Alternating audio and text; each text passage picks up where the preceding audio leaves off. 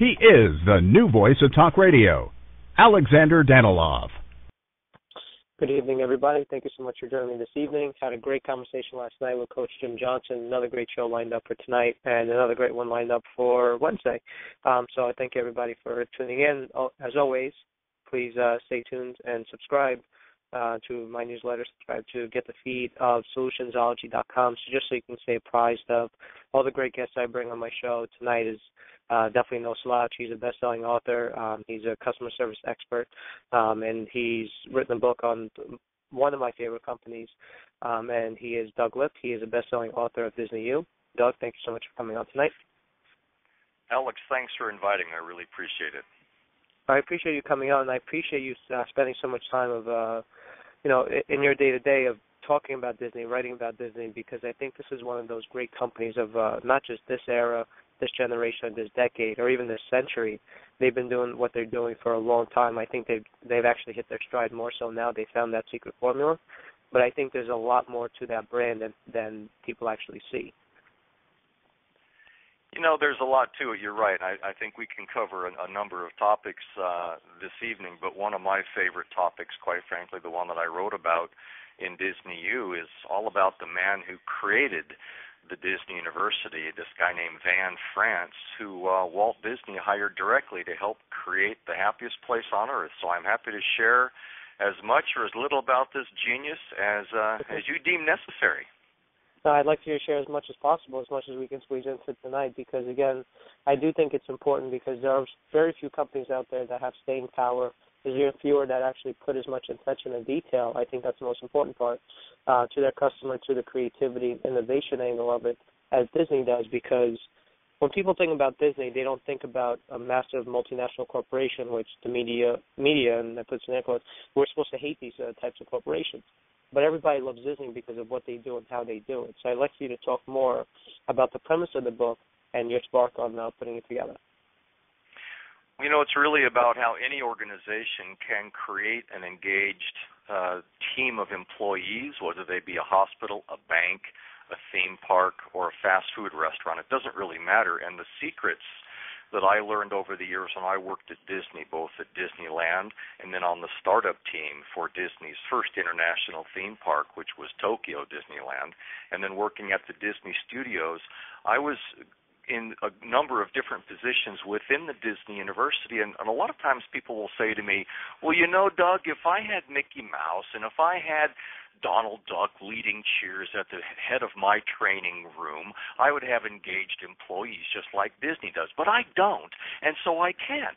And I will counter with, you know what, it's a lot more than Mickey Mouse and Donald Duck. It's the absolute continuity between what is offered to employees in training, whether they be new hires, mid-level managers, or executives, the continuity between what's offered in the training room and then what they see when they go out into the real world of Disneyland, Disney World, or one of the cruise ships. There is always a message that says, you know what you trained us in that training room is alive and well on the front lines. But all too often, Alex, I see organizations wasting hundreds of thousands, if not millions of dollars on training programs that when the employees or the executives leave the room and they go to the front lines, they see the exact opposite happening, and therefore it's been a waste of money. Yeah. Agreed 100%. Disney does put a lot into their product and their, at least the perception of it, and obviously people don't just think that it's something that's fake or fraud or just something that's a facade. Disney does this routinely. They do this with everybody, and they consider their and the employees there feel a member of the team, the Disney team, and they feel like they're kind of like characters on the cast are performing. And I think that's what's so unique because it creates this kind of culture that's almost unparalleled and it's hard to break. And actually early on in the book, I would like to read an excerpt from the book. It says, "We are now on stage." This is early on. This is where guests experience a Disney park or resort where the attractions, restaurants, shops, and restrooms are located. Now, that whole part, the one thing that sticks out to me the most, well, two things. We are now on stage, and the word experience, and that's what it's all about. It's providing that experience to people that are performing for these people. You're not just trying to sell them a Mickey Mouse doll or sunglasses or popcorn. You're providing an experience that has great retention. People keep coming back to Disney Park. They keep going back and seeing the movies. They keep buying DVDs. They keep doing this as it's almost like a cult. Well, the key word you just mentioned is keep.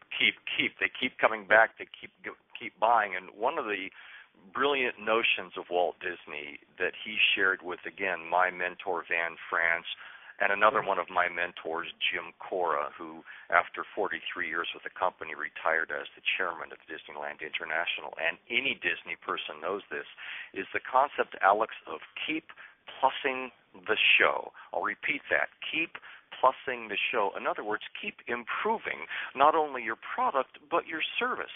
So, for example, if you're a ride operator on Jungle Cruise, you have to be as surprised when the hippos jump out of the water as our guests are for the very first time, even though as a ride operator you've seen that 5,000 times this week and 1 million times this summer. And that's the key, is a lot of organizations have the technology down, but they lose the contact with their patients, their clients, their customers, their employees. And so what you're saying is that experience starts to get a little worn, for lack of a better term. And it's, once again, speaking with Doug Lipp. He's a best-selling author. His book, Disney U, he speaks to a lot of different people. He knows customer service. He knows the experience. And, Doug, this is something I talked about on my show a myriad of times, even for people that are not business leaders or trying to start a business or whatever it is. It's not just about that. When you talk about experience, as somebody that is the one experiencing what someone's putting out there, you should know and you should demand and expect more. There's some companies that will always exceed it. Somehow they always figure out a way. And there's some, just for the very sake of the industry that they're in, whether it's food or whatever, they feel that they don't need to do anything. People are just going to keep buying their product because they have no choice. Those companies are boring. I never want to focus on those. I want to focus on Disney because somehow, decades and decades later, 60, 70 years later, people are still talking about Walt Disney. They're still talking about Fantasia. They're still talking about Cinderella. They're still doing all these things, and girls and boys both still pretend to be Disney characters, even when they're a little bit older. You don't have to be 2 or 3 years old. It's even people who are older that love the Disney experience. Well, one of the things that encouraged the organization to continually evolve, and one idea that can be applied in any organization, bar none, is a concept, again, that Walt Disney and that Van France, the founder of the Disney University, and all of the original executives were very keen on doing, was something called walking the park. Literally, Walt Disney would go through the park every week, Disneyland I'm speaking of in California. He would ride the rides. He would go in the restaurants, eat food with employees, with customers. He would go into the break areas. He got to the front lines. And what I challenge a lot of my clientele on around the world is a lot of these executives are so important doing important things that they never take the time to get out of their office and go to the front lines, whether that's a call center, whether that's a hospital bed, whether that's a restaurant, it doesn't matter what it is, and interact with those people who are buying your services and those people who are providing your services at the front lines. And that's, I think, one of the biggest secrets that's absolutely free, is how many leaders this day and age really need to consider to what extent are they getting out there and seeing how their products are consumed, how their products are served, and could they plus the show? Could they improve that experience for both their employees and their customers? Mm-hmm. And that was actually Chapter 40 you just mentioned, Walk the Park, and going through all those experiences. Within that, I know a lot of people talk about the early days of Walmart and how people look negatively upon Walmart today, but they really don't realize what it took in the beginning. And Sam Walton actually went to the stores, looked at what the competitors are doing, walked the store every day and saw what he can improve upon. And the littlest thing that the average person wouldn't care about, even the average customer wouldn't care about, he needed to fix and needed to perfect because this was his product. For Walt Disney, this was something that was born way before Disneyland. This is Disneyland, Disney World, and, obviously the global parks now, was a manifestation of his vision that he was ridiculed for, and his culture today is also still a carryover of that. And I have to use the word legacy. I don't think there's any other word to use. And down to the CEO today, they still feel it. There's something about it where it just doesn't feel corporate. Obviously it is, but it just doesn't feel as corporate as it should. And I also want to underscore that because I think that's very special. I think that just because you reach a certain level of success doesn't mean you have to close up and stop innovating and stop creating the Toy Story 3s and stop doing all these different things that people have loved you for so long. You know, that's such an interesting point, Alex, because one of the things that I see lacking in organizations today are leaders who are taking a strong hand in developing the organizational culture. Culture in an organization is going to happen one of two ways, either by design, in other words, the leadership looks for what the culture is going to be and they create it, or simply by neglect. It happens one way or the other. And Walt Disney had a very strong hand in the organizational culture that he intended to create, both at Disney Studios, in Burbank, California, and at all of the theme parks, starting, of course, with Disneyland, which is the only theme park that Walt saw during his lifetime, but it has transcended decades and thousands of miles in many cultures around the world. And those cultural components, Van France, again, the founder of the Disney University, identified as constantly looking for innovation, so taking some risk through innovation, absolute leadership support of employees. So, for example, Walt Disney walking through the park and picking up a piece of trash, or executives participating in training programs at Disney University to show their support. So there's innovation, there's leadership support, there's the concept of constant education of employees. And that can come in any number of forms, whether it's in 5-minute pre-shift meetings or in multi-day retreats or everything in between. Walt Disney valued education. He even brought in thought leaders to Disney Studios back in the 30s to help his animators get past writer's block or creativity blocks. I mean, he brought in Frank Lloyd Wright, the famous architect, to talk to animators who were going to be turning around and drawing cartoons of all things. And then the final circumstance, I've said, innovation, organizational support, education, and then having fun while you're doing it. Entertainment is a powerful medium by which to educate people. And I can see this in any organization, is regardless of whether you're full of PhDs or full of junior high school kids, if you can throw a bit of entertainment into any educational environment or corporate cultural environment, people are going to be more engaged. In fact, there's a great quote from Walt Disney that I want to share with your listeners, and it says, "Develop your sense of humor, and eventually it will develop you." This is a quote from when Walt Disney was a high school student, and he was the editor of his newspaper. And there's a great visual at the Walt Disney Family Museum in San Francisco that shows a whimsical drawing of a man that Walt did in his teens, and that quote above it, "Develop your sense of humor and eventually it will develop you." This embodies the culture of the Disney organization. Yes, we're going to work hard. It is a tough place to work. Creating the happiest place on earth is a lot of work, but you know what? We're going to have fun while we're doing it, because if we as employees can't have fun and engage each other, how can we do the same with our guests? Mm-hmm. Absolutely. And you touched on a lot of great things there, Doug, and I want to make sure that I get to a couple of them. One, you mentioned the word creativity, and you actually had a great tweet, and it was actually on your Facebook as well. By the way, if people do want to follow you, it's your Twitter handle is @DougLipp, LIPP, and Facebook.com/Doug Lipp Speaker. But the tweet was, budgets might be tight, creativity is always free, and that's your mentor, that's Vance France said that, and obviously the founder of Disney University. But also the other thing that you had mentioned is we have been talking about is culture, but it's also traditions, and you do talk about that in the book. And what I'm looking at right now is on page 75, pretty much saying that Van knew that Walt passing made it important than ever for the university to create programs which would carry on the traditions, philosophies, and dreams which you left for the organization. So this is something that's almost in the blood. It's almost it's something that's almost innate, and that tradition, again, you can't just recreate that. You can't just wake up one day and say, this company is all of a sudden going to have this tradition. This is baked in for a long time through a lot of different people. They employ a lot of people, and filters down through from the top to the bottom, from the maintenance people all the way up to the top to the CEO today. It's just there, and it continues to be they continue to reinvest in that through Disney U and through a lot of different programs, through people like you speaking about it, talking about it.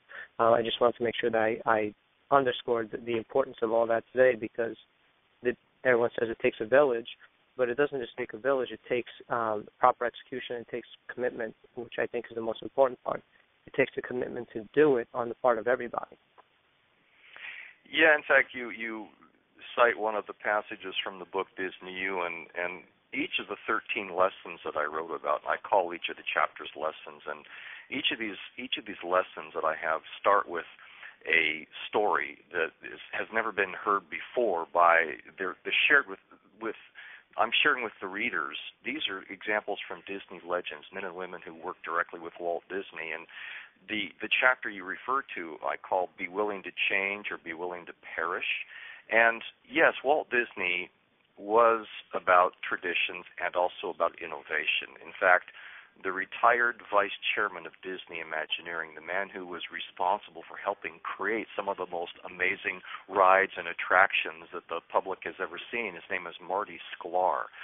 Famous man within the Disney family and amongst engineers. He shared with me a really great quote. He said, Walt Disney had the ability to have 1 foot in the past and 1 foot in the future. Isn't that cool? I mean, that's kind of like what our vision of Steve Jobs is as well, is this irascible, creative person who could look at the past, but by golly, let's not focus on legacy. Let's continue to build new things. And the challenge that Disney has faced in the past, and every organization goes through their growing pains, is sometimes when the iconic leader or the boss or the mom or the dad or whoever started the company or the division leaves for whatever reason or passes away, sometimes those folks remaining tend to look around the room and say, well, gosh, what would he do? What would she do? What would he think? What would they think? And you know what? Walt will be the first one to say, don't worry about that. Let's continue to build toward the future. And that's a challenge that I see befuddling a lot of organizations around the world that have had that success, that have that track record, and all of a sudden they're more focused on traditions than creating new memories. Mm-hmm. Yeah, that's also very important. It's not just about saying in the past, although that is important, and you have to filter that down so people know the story. I think that's what it's all about, is the story and how you present it. But we've seen Disney pretty much reinvent themselves over the years, not completely do a 180 and go away from their core, but reinvent themselves from the products that they put out there, from the things that they got involved in. Now we have Disney Radio, and they have music line and all that kind of stuff. But the people at the top are doing a phenomenal job now. The stock price is at an incredible level, and that speaks to it. I proposed to my now fiance in Disney last year. I couldn't think of a better place to do it, because it's just, I know it sounds cheesy and corny, but if you really think about it, it's always going to be there. You're going to eventually take your kids to Disney, and that's a story to share. And again, I go back to maybe it's a little more Hallmark than other people look at it as, but I always believe in the story, and it gives something, even if it's not truly there. It gives that sense of wholesomeness that everyone really strives for and looks for, but it's hard to really create and to do it consistently. So that's my corniness. Well, it is hard to create, but you know what? Creating it is actually the easiest part, Alex, and what challenges a lot of companies around the world is maintaining it. Yeah. Whether it's the maintenance of the physical property and the rides, or the technology, or the building, or the restaurant, or the employees. And usually one or the other goes lacking. And I want to share with you another quote, again from a guy I mentioned earlier, Jim Cora, who wrote the foreword to Disney U, was in charge of actually opening the Disney University with Van France, opened up Tokyo Disneyland Paris, an iconic figure within Disney. And one of his great quotes, and here's a guy that knows the university and also knows operations, and he would say, marketing is the time and money you spend to get people in the door, so whether that's employees or customers. Training is the investment you make to get those guests to come back and to get your employees to stay. Training creates loyalty. And that's where a lot of organizations fall flat. They put all their time, energy, and money in the new facility, in the marketing, yet they, in a rather slipshod fashion, hire and train employees, but don't keep that momentum going. Yeah, very important. All of this is outlined in the book very cleanly, very nicely. I do encourage people to go check this book out. It is Disney U, How Disney University Develops the World's Most Engaged, Loyal, and Customer-Centric Employees. It is available from McGraw-Hill, great publisher. I've done a lot of great stuff with them. I know you're in good hands there, Doug. And your website is Doug Lip. Last name is spelled L-I-P-P, DougLip.com. And once again, your Twitter handle is @DougLip. And Facebook is Doug Lip Speaker. And Doug, thank you so much for coming on tonight, sharing this amazing story and this amazing company with us, both on the show and through the book. Alex, my pleasure. Thanks very much. Thank you so much. Appreciate it. God bless.